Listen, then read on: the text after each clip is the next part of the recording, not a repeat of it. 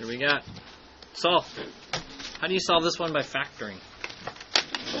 So we have to do the x. Okay. C goes on top. Just C? And negative. So A times C. And what goes here? So what are your two numbers? I thought it was 2 and 4, but Okay, let's look at it. 2 and 4.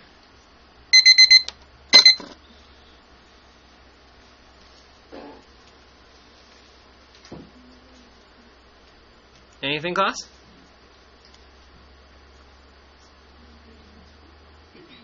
I got a negative 8 and a positive 6. Two numbers that multiply to be negative 8, but add to be 6. Anyone? So what is it then? Okay, so the answer would be prime. What does this mean? Can't fact. Okay, so if I ask you on the test that's coming up very soon, I don't know how soon, I'll tell you tomorrow. If I told you to use the word solve, and then you're like, okay, I chose factoring, I tried it and it didn't work, and you just stop there, okay, that just means like you can't cook the potato that way, right? Like I said, grill the potato, and you're like, I don't have a grill. You can't grill the potato, right? No. But if I say cook the potato, you better pick a different method to cook the potato. So we have completing the square. So let's do it together. X squared plus 6x minus 8 equals 0. Write small. From the steps above, Selena, what's the first thing we're going to do? Just read it to us. Make sure that the leading coefficient is 1 if it's not. Divide everything so that it is. Put your finger on A value. Class is at 1. Alright, step number 1 done. Number 2, Arlene. Does a piece of the equation with the x on one side of the equal side and the piece without the x on the other side of the equal side? Alright, put your fingers on the terms that have X on it. These are staying, right? So how do I move that one? Add 8. X squared plus 6x equals 8. Thank you, Arlene. Jackie, step number 3.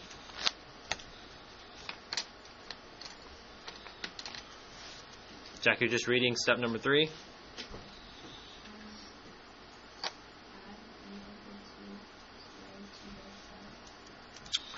Okay, so here is b over 2 squared. Put your finger on the b value. Show your partner, give him a head nod. Jackie, what is our b value? Our b value is 6. So let's put that in there. 6 over 2 squared. Class, what is 6 divided by 2? 3. And then 3 squared is 9. So to complete the square, we need to add 9 to both sides. Plus 9. What you do to one side, you have to do to the other side, right? Okay. Cynthia, what's next?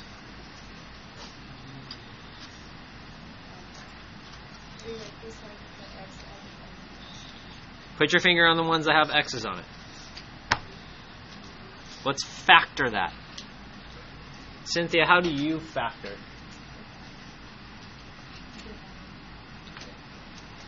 So if I told you let's factor, right? How do you factor?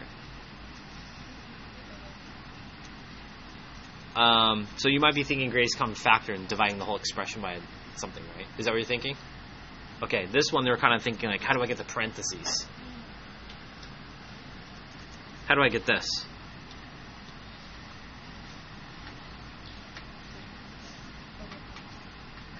the x in the box. Let's do the x in the box together, Cynthia. Cynthia, looking right here, a times c, your b value, my two numbers.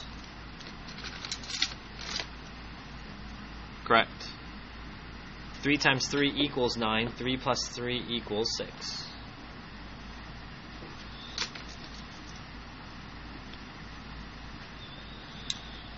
And then class 8 plus 9 is 17. Now it says to rewrite it as a binomial squared. So I just have to write this together. Class, are these the same? Yes or no? This is how you know you're doing it correctly if they're the same. So I get x plus 3 squared equals 17.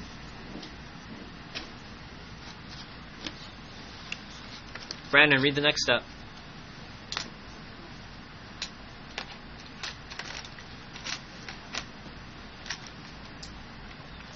Brandon, read the next step. We just added b over 2 squared. We wrote the side with the x as a binomial squared.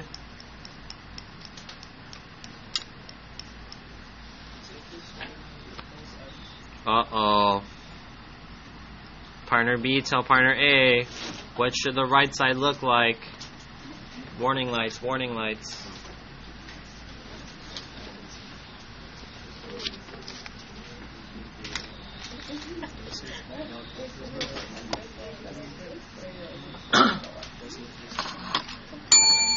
Alejandro, what should I write on the right side? I know half of you guys are going to miss it. That's why I'm asking this, guys. Your choices are the plus minus square root of 17 or square root of 17. Raise your hand if you wrote plus minus square root of 17. When you take the square root of an equation, you have to have plus or minus. On this side, remember there's an invisible 2 here, so the exponent of 2, and the square root, the 2 and this house cancel, and you're left with x plus 3. Eric, what do we do next?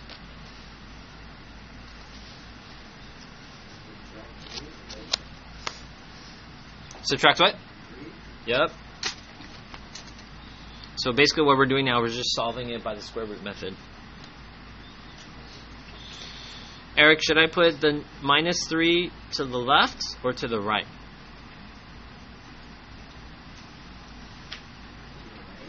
He says to the right. Okay, it's not a trick question, but it's not wrong if you put it on the right. The reason why I don't put it to the right, because I don't want you guys to think it's 17 minus 3. So, negative 3 plus or minus, let's write that down here. X equals negative 3 plus or minus radical 17. And this is our answer in exact form. And if you use your calculator, evaluate 17, add it to negative 3, or negative 3 minus the square root of 17, you'll figure out where it crosses the